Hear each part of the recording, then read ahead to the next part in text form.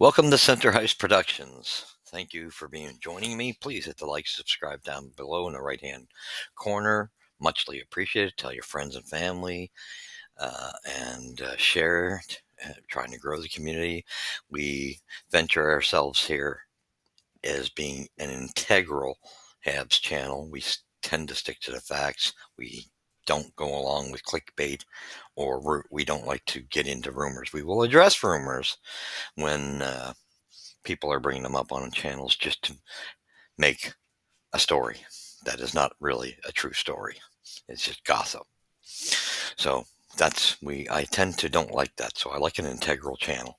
So as you say, it's a two-part, and I might turn this into two tapes. I'm going to see how much I can do on each two topics. The two channels I follow that they brought up, whereas we're in a quiet period, not much going on in Montreal.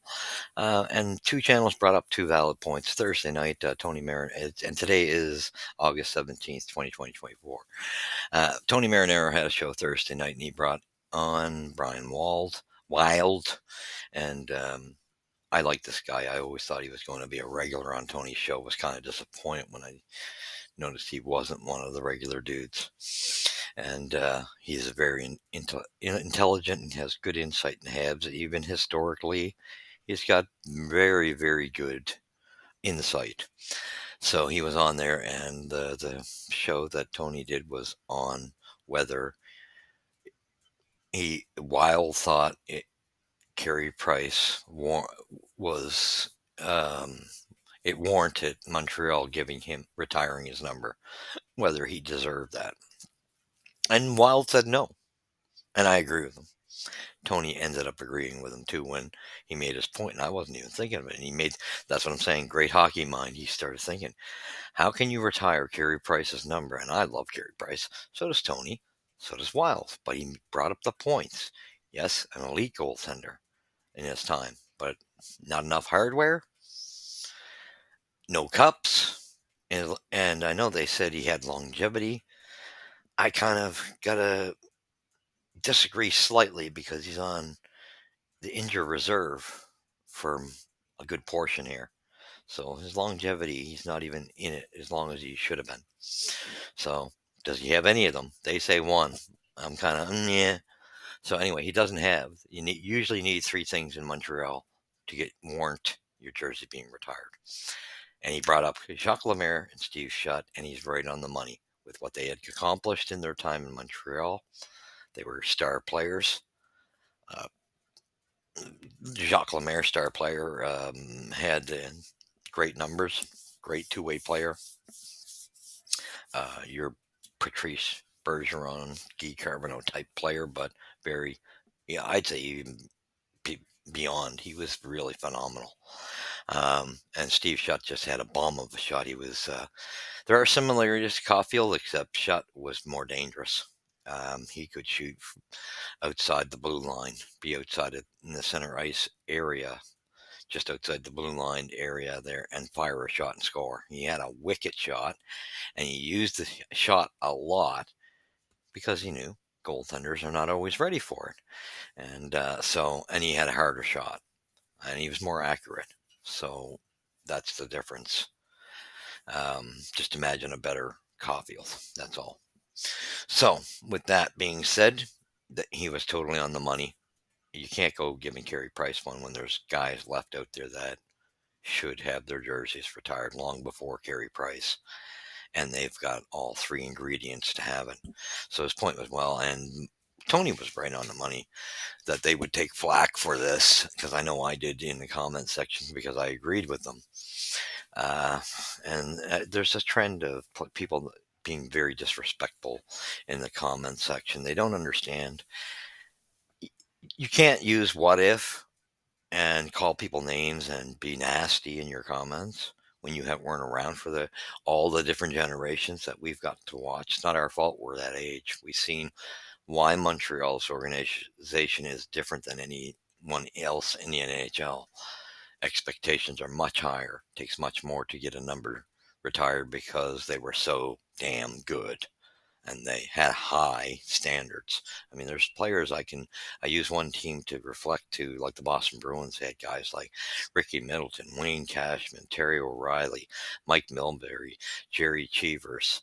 Um, and none of these are guys that they got a better chance in Boston of having it done, but had they been in Montreal, they wouldn't have. And these were great hockey players. So when you look at that,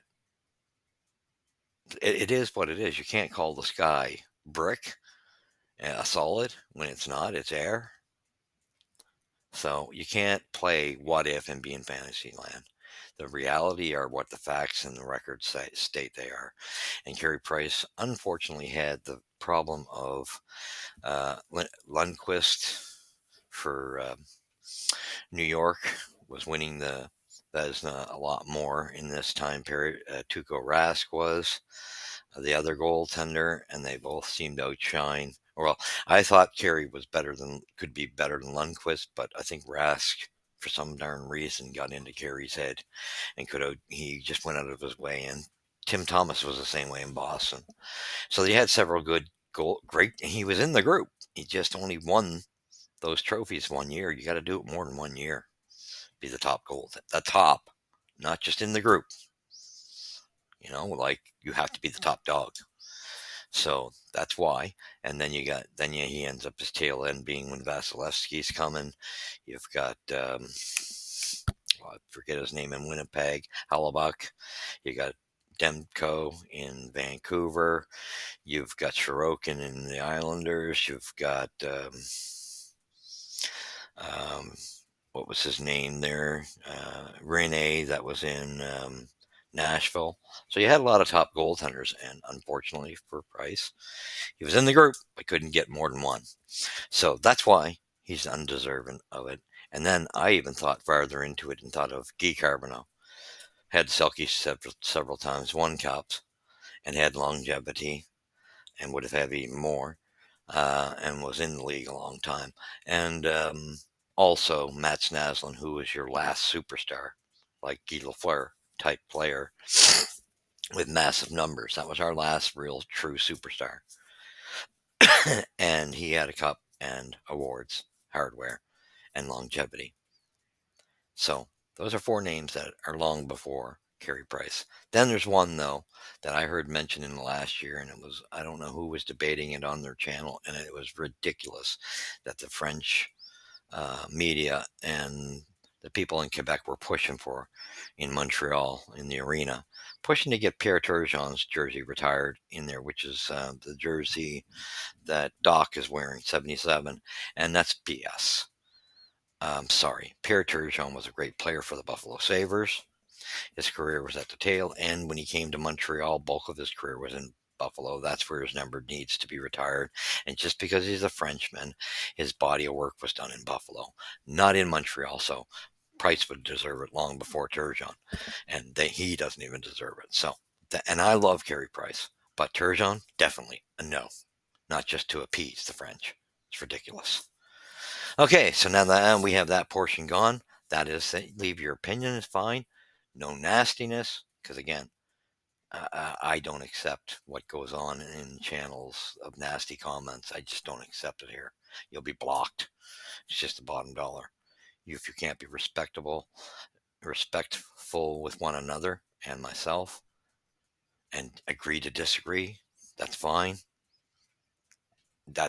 You leave your opinion, but be respectful and respect others' opinion. That's what's expected here, and that's all I will accept, because there needs to be a teaching lesson of how people are with each other. We're human beings, and true mature adults can agree to disagree and have different views. Everybody's entitled to an opinion. So now we're going to go into the second part, and today, Hockey Junkie, of course, one of my ultimate favorites, and he knows he is. He makes his humor just try. I love his humor in his videos, watching him on the Fix and stuff. But anyway, he did a video today, and it was discussing the general managers in Montreal's history, and I kind of left him a comment there just to let him know there was a little bit of an error he made on one of the GMs.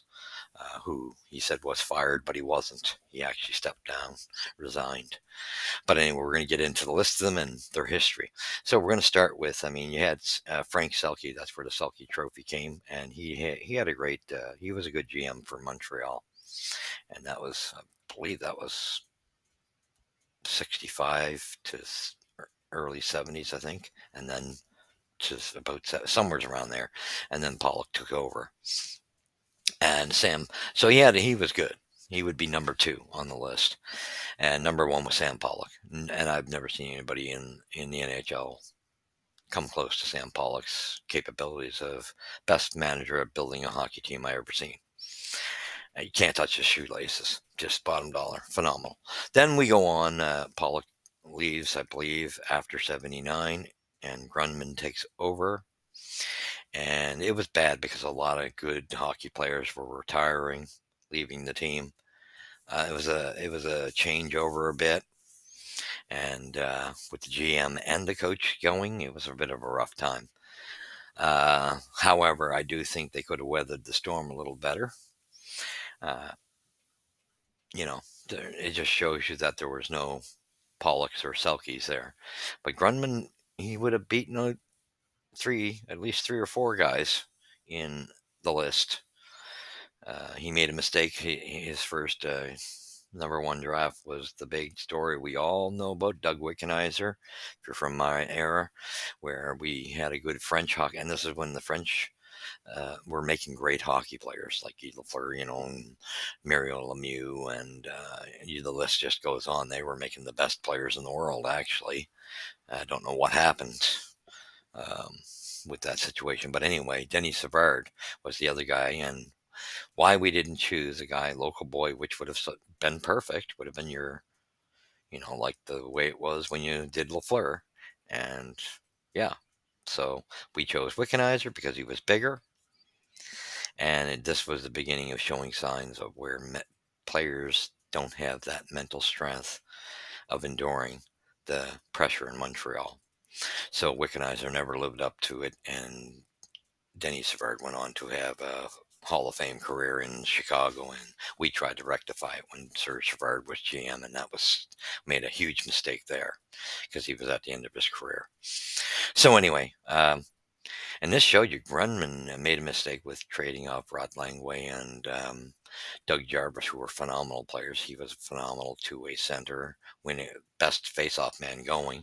Rod Langway was up and coming, and as you know, if you looked at his career with Washington, Norris Trophy winner several times and Hall of Famer, should have kept him. And we traded them away for Rick Green and Ryan Walter. Good players, heart. They had heart. Didn't have speed and the talent of those two guys whatsoever. And that's the bottom dollar. And I like those two, but they're not Rod Langway and Doug Jarvis. So that was a bad one. Brian Engblom, Sartre, guys like that were getting traded off. It just wasn't looking good. So Montreal had enough. And he even traded off Serge Savard to Winnipeg, and that you knew that wasn't a good idea. Then you had they had enough. Serge Savard was retired, and they brought Serge in to take over the GM spot. And Serge did pretty all right. He did all right. He did better than Grunman, but although, yeah, he made some bonehead moves too. He had a good body of work, but he did make some bonehead trades. Serge, I found I don't know, and I want to look into this further just to see how long certain individuals are in the scouting crew for Montreal, because there are some names like Trevor Timmins was on there 20 plus years, and I think there's still a couple of guys left from that group, which I thought they should have been wiped out for Bergevin. That was my feeling, although they must have thought more of Lapointe and Ramage. But anyway, I'd like to know more about that.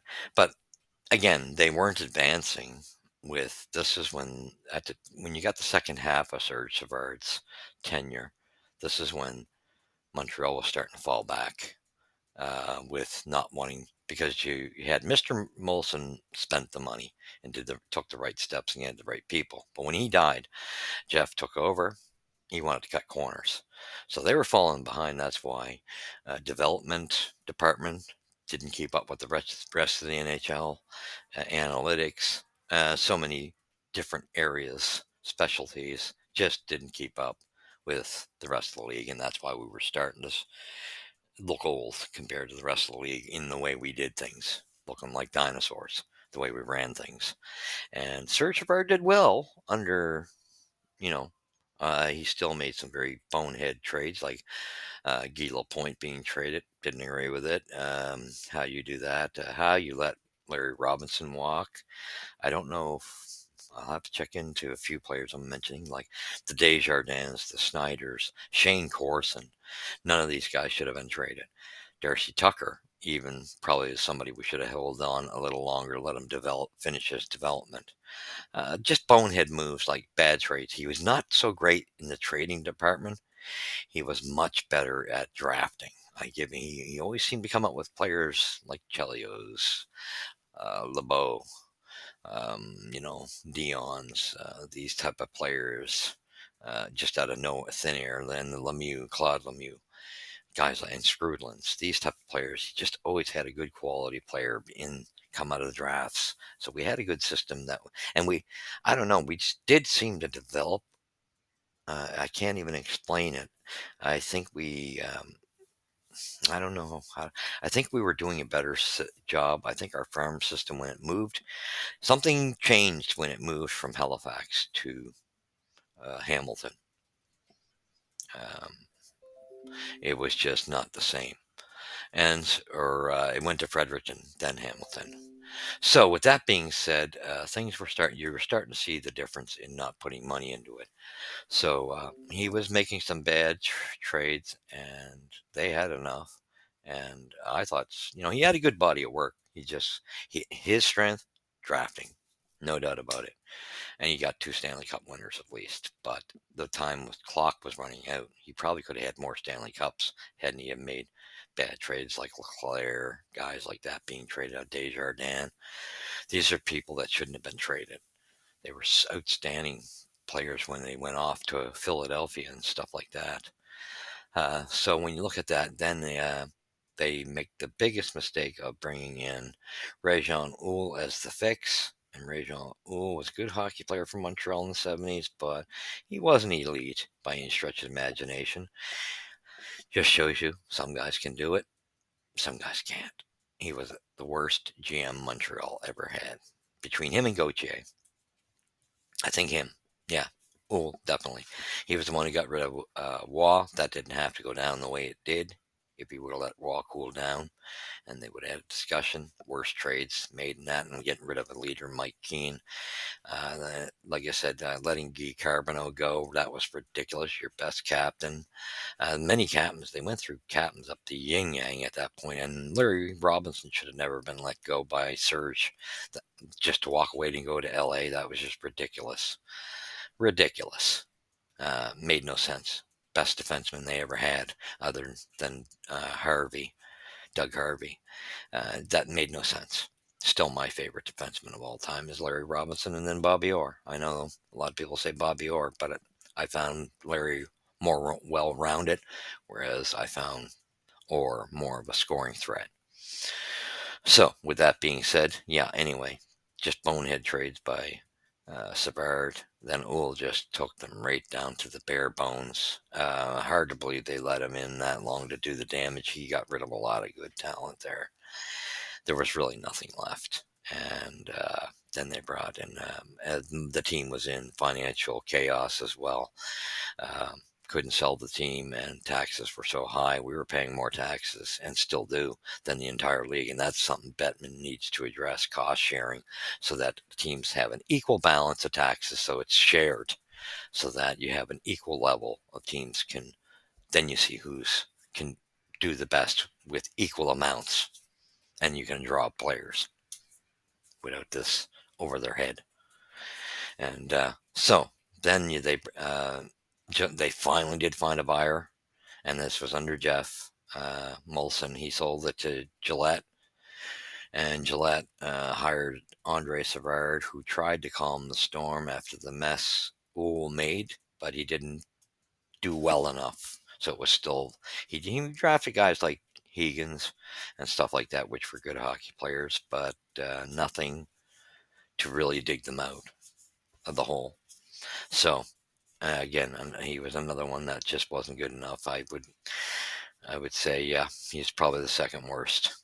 And then you had uh, Gillette had enough and brought in Bob Gainey, who had his history. We all know what he did with Dallas, and when he coached there in tail end, I think it was a tail end of Minnesota, and then Dallas, and he GM'd there. He built that team, and what a job he did. And they won their first Stanley Cup, and he brought it. So he brought Gainey to Montreal, and Montreal was missing the playoffs in this year because there was nothing left. There was just nothing left. It was just a joke what was in that era of time. I was even not watching it near as much under Uhl and Andre Savard. I couldn't watch it very much. It was just too pathetic. I think after Waugh got traded, I was done for a bit, and periodical again. So anyway, then came the point where Gainey takes over. He does get them back into the playoffs immediately, but there's a whole lot of stuff, that moves that are made. Now remember, Montreal stopped being able to draw players, free agents, at the second half of Serge Savard's tenure, right up through, I would even say up until Marc Bergevin. I think Marc Bergevin's the first one that started getting us in the right direction in that area, like where people started becoming a little interested in Montreal. But before that, you had to do something drastic. So Gainey did do something drastic. He wanted Brian Gionta for leadership and what he was capable to do with his team leadership wise. And he wanted guys like Mike Camilleri. But in order to get, and this is what everybody condemns Gainey for doing Scott Gomez, I understand it because Gomez was a nightmare, but he did improve the team by getting Gionta and Camilleri. There was a sacrifice to be made. He took it, got the team back in the playoffs. Unfortunately, Scott Gomez was a nightmare, but it was on Brian Gionta's demand. The only way Brian would come is if Scott Gomez was traded for and on the team. So you have to understand that before you go knocking Gainey on that one. So that's why I don't hold that one against Gainey so much. He was kind of handcuffed, especially at a time where we couldn't get free agents. So it's kind of like blackmail. So, but there are things I do. As much as I love Bob, I didn't like I knew it was because of the Quebec fans, Montreal direct fans in Montreal, and reporters, the drafting of Louis LeBlanc, which I thought was one of the worst of all time. And of course, I think some of the people Gainey had advising him weren't quality people to where they needed to be. I think there was some guys giving him bad information. I think that's how Ryan McDonough trade happened and shouldn't have happened. Ridiculous. So stuff like that. It is what it is. He, however, also when Mike Camilleri started getting a little too big for his britches, um, and wanted out, he got Kovalev, and Kovalev definitely was a great player, but culture-wise, yeah.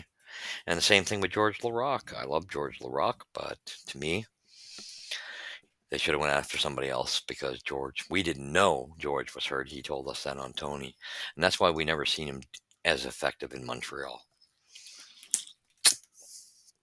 Sorry, and George can say what he wants.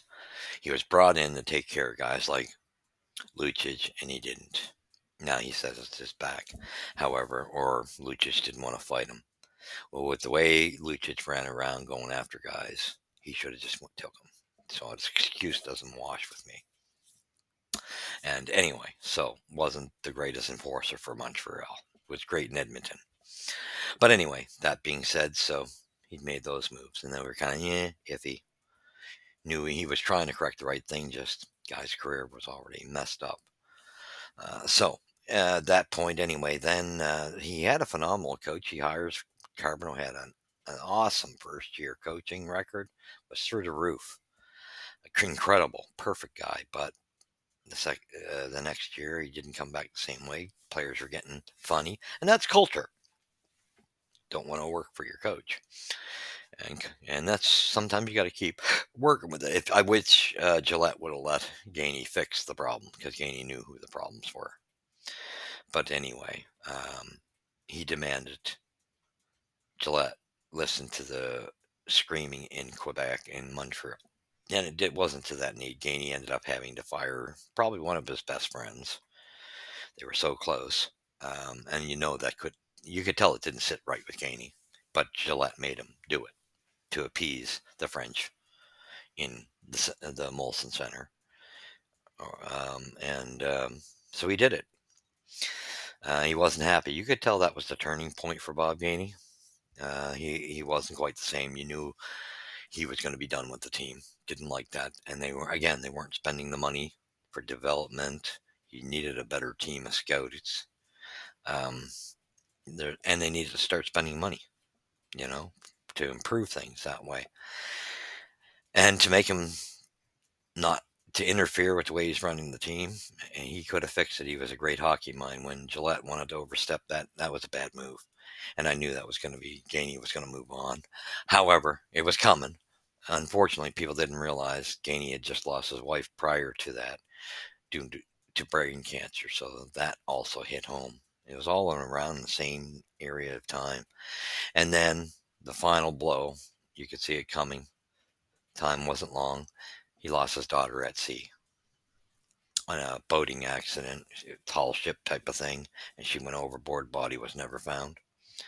So he was messed. You can imagine the emotional mess he was with those two events and the firing of Carb. And unfortunately, it seemed to ruin their relationship at Carb and Gainey. And I know Gainey didn't appreciate that. But once his daughter went, that was it. You knew he was done. That was the final straw. He needed to deal with his own life. And he was at least honest.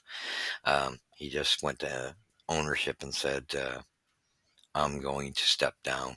I can't I can no longer give you my best with where my mind is. Too much has happened. I have to deal with this.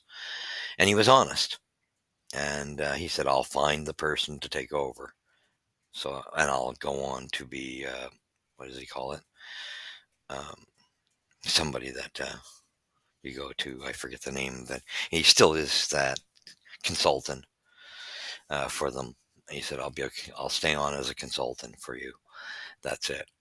But I'm stepping down. So Gainey, that was just to clear that, was never fired. He resigned. That was the only thing I wanted to tell Junkie. It was a great tape he made. Other than that, he was a little off on. And anyway, so he left. Gauthier takes over for a couple of years. Not a great deal. He didn't do very well. And so Gainey brought him in, and then he was asked to consult on who should come after Gauthier. And he said Marc Bergevin, as Bergevin was looking for a job. And Bergevin was a good choice. There's a lot of good Marc Bergevin did in Montreal. However, it's some things, the weak areas and strengths. He made errors with the veterans, the alumni, not allowing them around other than Gainey. And he had the opposite of problem as Serge Savard. He was great at picking up players and filling up holes. That was his strength. That's why I thought certain teams should have grabbed, like Toronto he would have been perfect for Toronto in the state they were. Before they made their last hire of a GM, he would have been a better pick because he knows how to plug holes. Really good at that. And he started getting some okay, like Toffoli deals and stuff like that. And he was very good at that, plugging holes. Drafting was a different story. And his pride was the biggest problem because he wouldn't listen to anybody. Because Trevor Timmins, I know, did not want him to go to not take Kachuk. So that being that, then anyway, finally the error. And so Marc Bergevin didn't have a bad error. The team just did get pushed to the bare minimal again, getting down low again, too old, getting too old. And then Gainey was brought in to interview and asked by Molson to hire the next GM. And he said Gordon, and he was right. and he's seen what he did with Boston and New York, and so I think and they had the luxury. We all got to understand why they're doing so well. They got to rebuild when no one else was granted that opportunity. Jeff Molson would. So thank you for watching. Catch you in the next episode. God bless.